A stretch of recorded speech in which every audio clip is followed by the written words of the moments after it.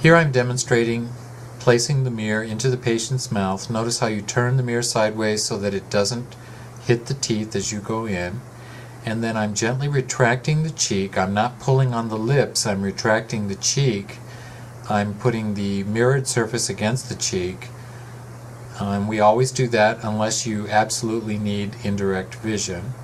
You can adjust the light as you need it, and then you can adjust the patient appropriately. And the light's coming down directly in between the operator's hands. Here again, you see the mirror gets placed.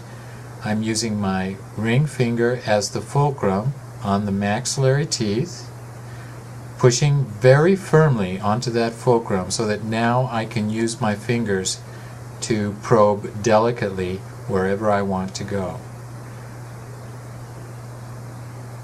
If I'm going to do the maxillary left palatal, I can get my finger rest. I turn the patient away from me. I'm going to use indirect vision, and again I'm using my ring finger pushing very firmly against those maxillary teeth.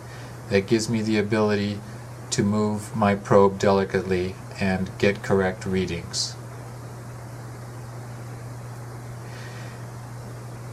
In the anteriors, I'm going to retract using my finger, and you can see better with the light turned off here that in the anterior mandibular region I can retract there. What we don't want to do is use our finger to retract in the posterior region.